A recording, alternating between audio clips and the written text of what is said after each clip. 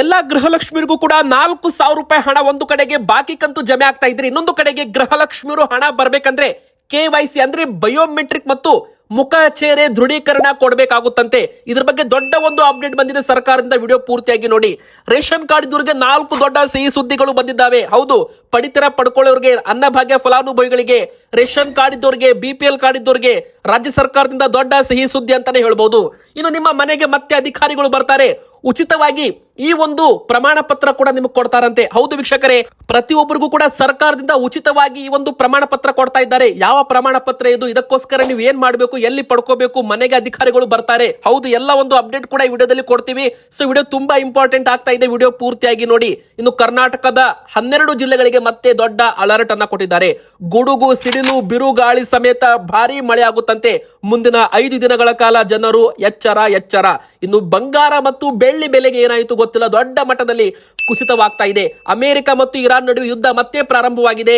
ಇತ್ತ ಬಂಗಾರ ಬೆಳ್ಳಿ ಬೆಲೆ ಮತ್ತೆ ಇಳಿಕೆ ಆಗೋದಕ್ಕೆ ಶುರುವಾಗಿದೆ ವೀಕ್ಷಕರೇ. ಸೊ ಎಷ್ಟು ಇವತ್ತು ಇಳಿಕೆ ಆಗಿದೆ, ಈಗ ತಗೋಬೇಕಾ ಬೇಡವಾ, ಎಲ್ಲಾ ಮಾಹಿತಿ ಕೂಡ ನಿಮಗೆ ವಿಡಿಯೋದಲ್ಲಿ ಸಿಗುತ್ತೆ. ಸೊ ವಿಡಿಯೋನ ದಯಮಾಡಿ ಪೂರ್ತಿಯಾಗಿ ಕೊನೆ ತನಕ ನೋಡಿ. ಅದಕ್ಕಿಂತ ಮುಂಚೆ ನೀವು ಗೃಹಲಕ್ಷ್ಮಿ ಫಲಾನುಭವಿಗಳಾಗಿದ್ರೆ ಬೇಗನೆ ವಿಡಿಯೋಗೆ ಲೈಕ್ ಮಾಡೋದನ್ನ ಮರಿಬೇಡಿ. ನಿಮಗೆ ಸೂಪರ್ ಗುಡ್ ನ್ಯೂಸ್ ಕೂಡ ಇದೆ, ಒಂದು ದೊಡ್ಡ ಅಪ್ಡೇಟ್ ಕೂಡ ಇದೆ. ಇನ್ನು ಕಮೆಂಟ್ ಬಾಕ್ಸ್ ಅಲ್ಲಿ ನಾವು ಕೇಳೋ ಪ್ರಶ್ನೆಗೆ ಉತ್ತರ ಕೊಡಿ. ನಿಮಗೆ ಗೃಹಲಕ್ಷ್ಮಿ ಯೋಜನೆ 31ನೇ ಕಂತು ಹಣ ಜಮೆ ಆಯ್ತಾ? ಎದಕ್ಕಂದ್ರೆ ಪ್ರತಿಯೊಬ್ರು ಕೂಡ ಹಣ ಬಂತು ಅಂತ ಕಮೆಂಟ್ ಮಾಡ್ತಿದ್ದಾರೆ, ಆದ್ರೆ ತುಂಬಾ ಜನ ಹಣ ಬಂದಿಲ್ಲ ಅಂತಾನೂ ಕೂಡ ಕಮೆಂಟ್ ಮಾಡ್ತಿದ್ದಾರೆ ವೀಕ್ಷಕರೇ.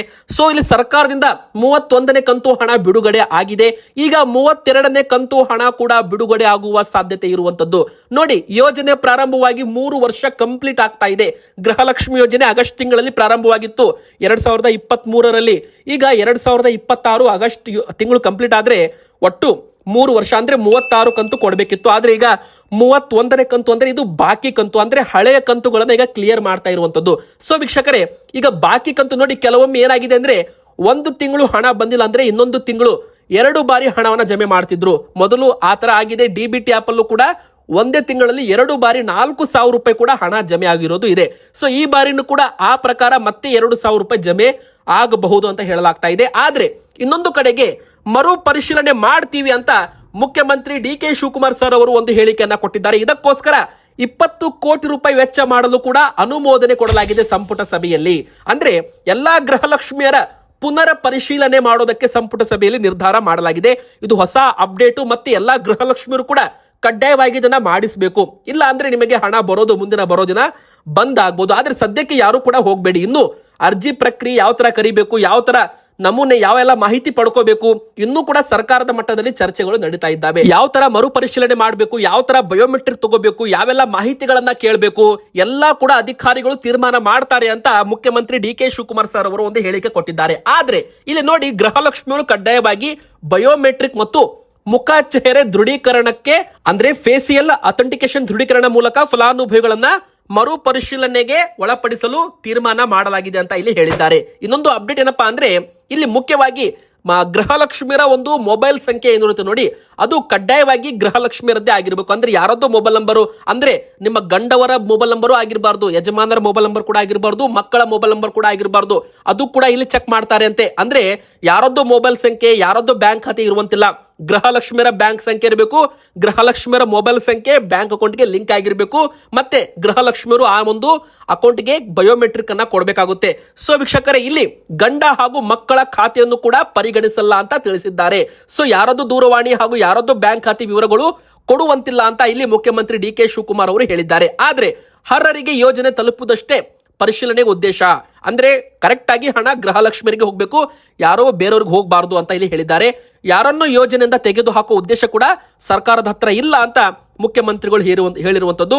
ಆದ್ರೆ ಯಾರಾದ್ರೂ ಸ್ವಯಂ ಪ್ರೇರಿತವಾಗಿ ಗೃಹಲಕ್ಷ್ಮಿ ಯೋಜನೆಯಿಂದ ಬಿಟ್ಟು ಕೊಡ್ತೀರಾ ಅಂದ್ರೆ ಬಿಟ್ಟು ಕೊಡಬಹುದು, ನಮಗೆ ಯೋಜನೆ ಬೇಡ ಅಂತ ನೀವು ಬಿಟ್ಟು ಕೊಡಬಹುದು, ಸ್ವಯಂ ಆಗಿ ಗಿವ್ ಅಪ್ ಕೊಡಬಹುದು ಅಂತ ಇಲ್ಲಿ ಹೇಳಿದ್ದಾರೆ. ಆದ್ರೆ ನಾವಾಗಿ ಯಾರನ್ನು ಕೂಡ ತೆಗೆದು ಹಾಕಲ್ಲ ಎಂಬ ಒಂದು ಭರವಸೆ ಕೂಡ ಇಲ್ಲಿ ಮುಖ್ಯಮಂತ್ರಿ DK ಶಿವಕುಮಾರ್ ಸರ್ ಅವರು ಕೊಟ್ಟಿದ್ದಾರೆ. ಹೀಗಾಗಿ ಈಗ ಗೃಹಲಕ್ಷ್ಮಿಯರು ಏನ್ ಮಾಡ್ಬೇಕಂದ್ರೆ, ನೀವು ನಿಮ್ಮ ಫೋನ್ ನಂಬರ್ ನಿಮ್ಮ ಬ್ಯಾಂಕ್ ಅಕೌಂಟ್ಗೆ ಲಿಂಕ್ ಆಗಿದೆಯಲ್ಲೋ ಅಂತ ಒಮ್ಮೆ ಬಾರಿ ಚೆಕ್ ಮಾಡ್ಕೊಳ್ಳಿ. ಅಂದ್ರೆ ನೀವು ಯೋಜನೆಗೆ ಅಪ್ಲೈ ಮಾಡುವಾಗ ಯಾವ ಮೊಬೈಲ್ ಸಂಖ್ಯೆ ಕೊಟ್ಟಿರ್ತೀರಲ್ಲ, ಆ ಒಂದು ಮೊಬೈಲ್ ಸಂಖ್ಯೆ ನಿಮ್ಮ ಬ್ಯಾಂಕ್ ಅಕೌಂಟ್ಗೆ ಕಡ್ಡಾಯವಾಗಿ ಲಿಂಕ್ ಆಗಿರಬೇಕು.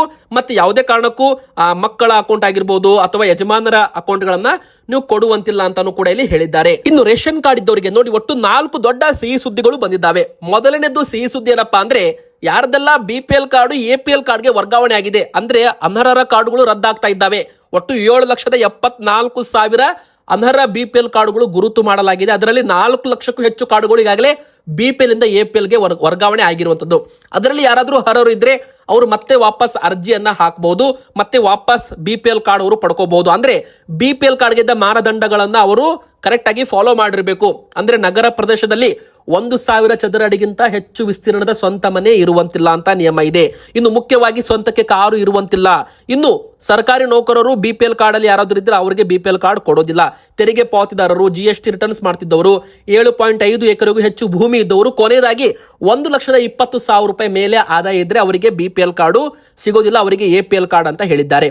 ಆದ್ರೆ ಇದರಲ್ಲಿ ಕೆಲವರ ಅರ್ಹ ಫಲಾನುಭವಿಗಳ BPL ಕಾರ್ಡು ಏನಾದ್ರೂ ರದ್ದಾಗಿದ್ರೆ ಅವರು ತಹಶೀಲ್ದಾರ್ ಆಫೀಸಲ್ಲಿ ಮತ್ತೊಮ್ಮೆ ಮರು ಅರ್ಜಿ ಹಾಕಬಹುದು. ಇನ್ನು ರೋಗಿಗಳಿಗೆ 15 ದಿನಗಳ ಒಳಗೆ BPL ಕಾರ್ಡ್ ವಿತರಣೆ ಮಾಡಬೇಕು. ನೋಡಿ, ತುರ್ತು ಆರೋಗ್ಯ ಸೇವೆಗಳ ಕಾರಣಕ್ಕಾಗಿ BPL ಕಾರ್ಡ್ ಕೋರಿ ಅರ್ಜಿ ಸಲ್ಲಿಸುವ ಸಾರ್ವಜನಿಕರಿಗೆ ಸರ್ಕಾರ ಒಂದು ಉತ್ತಮ ಅವಕಾಶ ಕೊಟ್ಟಿದೆ.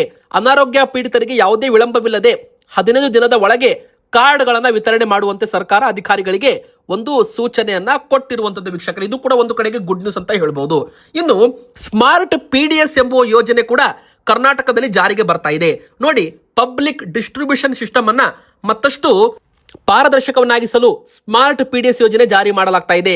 ಅಂದ್ರೆ ಪಡಿತರ ವಿತರಣೆಯಲ್ಲಿ ಪಾಸ್ ಯಂತ್ರಗಳು ಮತ್ತು ಎಲೆಕ್ಟ್ರಾನಿಕ್ ತೂಕ ಯಂತ್ರಗಳನ್ನ ಅಳವಡಿಕೆ ಮಾಡಲಾಗುತ್ತೆ. ಇದರಿಂದ ಫಲಾನುಭವಿಗಳಿಗೆ ವೇಗವಾಗಿ ಮತ್ತು ನಿಖರ ಸೇವೆ ದೊರೆಯುತ್ತೆ. ಅಂದ್ರೆ ಆ ಪಡಿತರ ವಿತರಣೆಯಲ್ಲಿ ಪಾರದರ್ಶಕತೆ ಅಂತಾನೆ ಹೇಳ್ಬೋದು. ನಿಮಗೆ ಹೆಚ್ಚು ಕಮ್ಮಿ ಪಡಿತರ ವಿತರಣೆ ಕೆಲವೊಮ್ಮೆ ಆಗ್ಬಹುದು. ಆದ್ರೆ PDS ಸ್ಮಾರ್ಟ್ PDS ಯೋಜನೆ ಬಂತು ಅಂದ್ರೆ ಕರೆಕ್ಟ್ ಆಗಿ ಎಷ್ಟು ಅಕ್ಕಿ ದಾಸ್ತಾನಿಂದ ಗೋಡಾನಿಂದ ನ್ಯಾಬಿಲ್ ಅಂಗಡಿಗೆ ಹೋಗಿದೆ, ನ್ಯಾಬಿಲ್ ಅಂಗಡಿಯಿಂದ ಎಷ್ಟು ಜನರಿಗೆ ಎಷ್ಟು ವಿತರಣೆ ಆಗಿದೆ ಎಲ್ಲ ಕೂಡ ಕಂಪ್ಲೀಟ್ ಆಗಿ ಟ್ರ್ಯಾಕ್ ಮತ್ತು ಟ್ರೇಸ್ ಮಾಡಬಹುದು. ಇದಕ್ಕೆ PDS ಅಲ್ಲ, ಇದು ಸ್ಮಾರ್ಟ್ PDS ಅಂತಾನೆ ಹೇಳ್ಬಹುದು ವೀಕ್ಷಕರೇ. ಸೊ ಇದು ಕೂಡ ನಮ್ಮ ಕರ್ನಾಟಕದಲ್ಲಿ ಜಾರಿಗೆ ಬರ್ತಾ ಇದೆ ಅಂತ ಹೇಳ್ಬಹುದು. ಇದು ಮೂರನೇದಾಗಿ ದೊಡ್ಡ ಒಂದು ಸಿಹಿ ಸುದ್ದಿ ಏನಪ್ಪಾ ಅಂದ್ರೆ ಇನ್ಕಮ್ ಲಿಮಿಟ್ ಇದು ಏರಿಕೆ ಆಗಲಿದೆ. ಅಂದ್ರೆ BPL ಕಾರ್ಡ್ಗೆ ಇದ್ದ ಆದಾಯ ಮಿತಿ ಹೆಚ್ಚಳಕ್ಕೆ ಕ್ರಮ ತಗೋತೀವಿ ಅಂತ ಆಹಾರ ಸಚಿವರು KH ಮುನಿಯಪ್ಪ ಸರ್ ಅವರು ಘೋಷಣೆಯನ್ನ ಮಾಡಿರುವಂತದ್ದು. ಮತ್ತೆ ಇದರಿಂದ ಸಾವಿರಾರು ಕಾರ್ಡು ರದ್ದಾಗೋದು ಉಳಿಯುತ್ತೆ. 4ನೇದಾಗಿ ಇಂದಿರಾ ಕಿಟ್, ಅಡುಗೆ ಎಣ್ಣೆ, ಉಪ್ಪು, ಸಕ್ಕರೆ, ತೊಗರಿಬೇಳೆ ಮುಂದಿನ ಬರೋ ದಿನಗಳಲ್ಲಿ ವಿತರಣೆ ಮಾಡಲಾಗುತ್ತೆ ಅಕ್ಕಿ ಜೊತೆಗೆ ಅಂತಾನು ಕೂಡ ಹೇಳಲಾಗಿದೆ BPL ಮತ್ತು ಅಂತ್ಯೋದಯ ಕಾರ್ಡ್ ಇದ್ದವರಿಗೆ. 4ನೇ ದೊಡ್ಡ ಬ್ರೇಕಿಂಗ್ ನ್ಯೂಸ್ ಏನಪ್ಪಾ ಅಂದ್ರೆ ಮನೆ ಮನೆಗೆ ಮತ್ತೆ ಅಧಿಕಾರಿಗಳು ಬರ್ತಾರೆ. ನಿಮ್ಮ ಮನೆಗೆ ಬಂದು ನಿಮಗೆ ಶಾಶ್ವತ ನಿವಾಸ ಪ್ರಮಾಣ ಪತ್ರ ಮತ್ತು ಜಾತಿ ಪ್ರಮಾಣ ಪತ್ರ ವಿತರಿಸುವ ಅಭಿಯಾನಕ್ಕೆ ಮುಖ್ಯಮಂತ್ರಿಗಳು ಚಾಲನೆ ಕೊಟ್ಟಿದ್ದಾರೆ. ಭಾರತದಲ್ಲಿ ಮೊಟ್ಟ ಮೊದಲ ರಾಜ್ಯ ಈ ಒಂದು ನಿರ್ಧಾರ ತಗೊಂಡಿರೋದು ಅಂತ ಮುಖ್ಯಮಂತ್ರಿ DK ಶಿವಕುಮಾರ್ ಸರ್ ಅವರು ಘೋಷಣೆ ಮಾಡಿದ್ದಾರೆ. ಬೇಕಾದ್ರೆ ನೀವು ಸ್ಕ್ರೀನ್ಲೆಟ್ ಟ್ವೀಟ್ ಕೂಡ ನೋಡ್ತಿರಬಹುದು. ನಮ್ಮ ರಾಜ್ಯದಲ್ಲಿ ಮನೆ ಮನೆಗೆ ತೆರಳಿ ಜಾತಿ ಪ್ರಮಾಣ ಪತ್ರಗಳನ್ನು ಉಚಿತವಾಗಿ ವಿತರಿಸುವ ಜೊತೆಗೆ ಶಾಶ್ವತ ನಿವಾಸ ಪ್ರಮಾಣ ಪತ್ರ, ಇದು ಇಂಪಾರ್ಟೆಂಟ್. ಅಂದ್ರೆ ನಿಮಗೆ ಮನೆಗೆ ಬಂದು ಒಂದು ನಿವಾಸ ಪ್ರಮಾಣ ಪತ್ರ ಕೂಡ ಸೇವೆಯನ್ನ ಮನೆ ಬಾಗಿಲಿಗೆ ಕೊಡೋದಾಗಿ ಈಗಾಗಲೇ ಘೋಷಣೆ ಕೂಡ ಮಾಡಿದ್ದಾರೆ ಮತ್ತು ಚಾಲ್ತಿಯಲ್ಲೂ ಕೂಡ ಈಗ ತರೋದಾಗಿ ಚಾಲನೆ ಕೂಡ ಕೊಟ್ಟಿದ್ದಾರೆ ಅಂತ ಇಲ್ಲಿ ಹೇಳಬಹುದು. ಅಂದ್ರೆ ಕಚೇರಿಗೆ ಅಲದಾಡೋದು ಕೂಡ ನೀವು ಬೇಕಾಗಿಲ್ಲ. ಜಾತಿ ಮತ್ತು ನಿವಾಸ ಪ್ರಮಾಣ ಪತ್ರ ಎರಡೂ ಕೂಡ ಮನೆ ಬಾಗಿಲಿಗೆ ಬರುತ್ತೆ ಅಂತ ಮುಖ್ಯಮಂತ್ರಿ DK ಶಿವಕುಮಾರ್ ಸರ್ ಅವರು ಟ್ವೀಟ್ ಮಾಡಿದ್ದಾರೆ. ಸೊ ಇದಕ್ಕೋಸ್ಕರ ಮನೆ ಮನೆಗೆ ಬಂದು ದಾಖಲೆಗಳನ್ನು ಕೂಡ ಪರಿಶೀಲನೆ ಮಾಡಬಹುದು ಅಂತ ಹೇಳಲಾಗ್ತಾ ಇದೆ. ಸೊ ಮುಂದಿನ ಬರೋ ದಿನಗಳಲ್ಲಿ ಇದರ ಬಗ್ಗೆ ಅಪ್ಡೇಟ್ ನೋಡೋಣ. ಮತ್ತೆ ಬಂಗಾರ ಮತ್ತು ಬೆಳ್ಳಿ ಬೆಲೆಯಲ್ಲಿ ಭಾರಿ ಒಂದು ಇಳಿಕೆ ಆಗ್ತಾ ಇದೆ. ಇದು ಒಂದು ಕಡೆಗೆ ಗುಡ್ ನ್ಯೂಸ್ ಅಂತ ಹೇಳ್ಬಹುದು. ನೋಡಿ, ಕಳೆದ 2 ತಿಂಗಳಲ್ಲಿ ಬಂಗಾರದ ಬೆಲೆ 20,000 ರೂಪಾಯಿಯಷ್ಟು ಕುಸಿತ ಕಂಡಿದೆ. ಹೌದು, ಯಾವಾಗ ಕೇಂದ್ರ ಸರ್ಕಾರ ಆಮದು ಸುಂಕ 5%, 6% ಇದ್ದದ್ದು 15% ಏರಿಕೆ ಮಾಡ್ತಲ್ಲ, ಅವಾಗ 1,62,000, 1,65,000 ರೂಪಾಯಿ ತನಕ ಮಾರಾಟವಾಗಿದ್ದ ಬೆಲೆ ಈಗ ದಿಢೀರ್ ಅಂತ ಡಿಮ್ಯಾಂಡ್ ಕಡಿಮೆ ಆಗಿರೋದ್ರಿಂದ ಬೆಲೆ ಭಾರಿ ಒಂದು ಇಳಿಕೆ ಆಗಿದೆ. ಈಗ 1,43,500 ರೂಪಾಯಿಗೆ 10 ಗ್ರಾಮ್ 24 ಕ್ಯಾರೆಟ್ ಚಿನ್ನದ ಬೆಲೆ ಮಾರಾಟವಾಗ್ತಾ ಇದೆ. 1,08,000 ರೂಪಾಯಿ 10 ಗ್ರಾಮ್ಗೆ 18 ಕ್ಯಾರೆಟ್ ಚಿನ್ನದ ಬೆಲೆ ಮಾರಾಟವಾಗ್ತಾ ಇದೆ. 24 ಕ್ಯಾರೆಟ್ 1,63,000 ರೂಪಾಯಿ ಇತ್ತು ಹೋದ 2 ತಿಂಗಳ ಹಿಂದೆ. ಈಗ 20,000 ರೂಪಾಯಿ ಕುಸಿತ ಕಂಡಿದೆ. ಅದೇ ಬೆಳ್ಳಿ ಬೆಲೆ ಕೂಡ ದೊಡ್ಡ ಮಟ್ಟದಲ್ಲಿ ಕುಸಿತ ಕಂಡಿದೆ. 3,20,000 ರೂಪಾಯಿ ಇತ್ತು ಯಾವಾಗ ಕೇಂದ್ರ ಸರ್ಕಾರ ಸುಂಕವನ್ನ ಏರಿಕೆ ಮಾಡಿದ್ರು.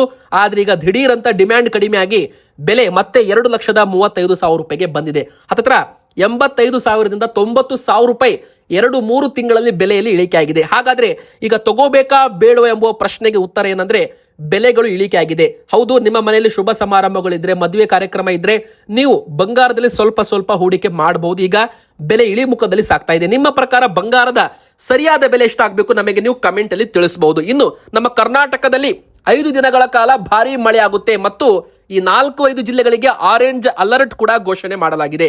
ನೋಡಿ, ಮೊದಲಿಗೆ ಹೇಳಬೇಕಂದ್ರೆ ಕರಾವಳಿ ಜಿಲ್ಲೆಗಳಾದ ದಕ್ಷಿಣ ಕನ್ನಡ ಮತ್ತು ಉತ್ತರ ಕನ್ನಡ ಮತ್ತು ಉಡುಪಿ, ಮಲೆನಾಡು ಜಿಲ್ಲೆಗಳಲ್ಲಿ ಭಾರಿ ಮಳೆ ಆಗುತ್ತೆ ಅಂತ ಹವಾಮಾನ ಇಲಾಖೆ ಆರೆಂಜ್ ಅಲರ್ಟ್ ಅನ್ನ ಘೋಷಣೆ ಮಾಡಿದೆ. ಇನ್ನು ಕರಾವಳಿ ಸಮುದ್ರ ಭಾಗದಲ್ಲಿ ಬಿರುಗಾಳಿ ವೇಗ ಹೆಚ್ಚಾಗಿರುತ್ತೆ. ಗುಡುಗು ಸಿಡಿಲು ಸಹಿತ ಜೋರಾದ ಗಾಳಿ ಸಮೇತ ಭಾರೀ ಮಳೆ ಆಗಲಿದೆ ಅಂತ ಕರ್ನಾಟಕದ ಹವಾಮಾನ ಇಲಾಖೆ ಒಂದು ಹೇಳಿಕೆಯನ್ನ ಕೊಟ್ಟಿರುವಂತದ್ದು. ಸೊ ಇಲ್ಲಿ ಜನರು ಸ್ವಲ್ಪ ಹುಷಾರಾಗಿರ್ಬೇಕು, ಎಚ್ಚರವಾಗಿರ್ಬೇಕು. ಇನ್ನು ಸಂಜೆ ಆಗ್ತಾ ಇದ್ದಂತೆ ಚಳಿ ಗಾಳಿ ಕೂಡ ಬೀಸಲಿದೆ. ಮತ್ತೆ ಉತ್ತರ ಒಳನಾಡಿನ ಜಿಲ್ಲೆಗಳಲ್ಲೂ ಕೂಡ ಅಂದ್ರೆ ರಾಯಚೂರು, ಕೊಪ್ಪಳ, ಕಲಬುರಗಿ, ಬೀದರ್, ಬಾಗಲಕೋಟೆ, ಬೆಳಗಾವಿ ಈ ಜಿಲ್ಲೆಗಳಲ್ಲೂ ಕೂಡ ಸಾಧಾರಣ ಮಳೆ ಆಗುತ್ತೆ. ಆದ್ರೆ ಗಾಳಿ ವೇಗವಾಗಿ ಬೀಸಲಿದೆ, ಚಳಿ ಗಾಳಿ ಬೀಸಲಿದೆ ಅಂತಾನೂ ಕೂಡ ಹೇಳಲಾಗಿದೆ. ಮನೆಯಲ್ಲಿ ವಯಸ್ಸಾದವರು ಇದ್ರೆ, ಅಜ್ಜ ಅಜ್ಜಿಯಂದಿರಿದ್ರೆ, ಚಿಕ್ಕ ಮಕ್ಕಳು ಇದ್ರೆ ಆದಷ್ಟು ಬೆಚ್ಚಗಿನ ಒಂದು ಬಟ್ಟೆಗಳನ್ನು ಧರಿಸಬೇಕು ಮತ್ತು ಬಿಸಿ ನೀರುಗಳನ್ನ ಸೇವನೆ ಮಾಡಬೇಕು ಅಂತ ಹೇಳಲಾಗಿದೆ. ಇನ್ನು ಮುಖ್ಯವಾಗಿ ಬೆಂಗಳೂರು ನಗರ, ಬೆಂಗಳೂರು ಗ್ರಾಮಾಂತರ, ಶಿವಮೊಗ್ಗ, ಚಿಕ್ಕಮಗಳೂರು, ಹಾಸನ, ಕೊಡಗು ಜಿಲ್ಲೆಗಳಲ್ಲೂ ಕೂಡ ಹಗುರದಿಂದ ಸಾಧಾರಣ ಮಳೆ ಮತ್ತು ಚಳಿ ಗಾಳಿ ಬೀಸಲಿದೆ. ಇವತ್ತಿಗೆ ಇಷ್ಟ ಆಗಿತ್ತು, ವಿಡಿಯೋ ಲೈಕ್ ಮಾಡಿ, ಚಾನಲ್ಗೆ ಸಬ್ಸ್ಕ್ರೈಬ್ ಆಗಿ, ನಿಮ್ಮ ಅನಿಸಿಕೆ ದಯವಿಟ್ಟು ನಮಗೆ ಕಮೆಂಟ್ ಅಲ್ಲಿ ತಿಳಿಸಿ.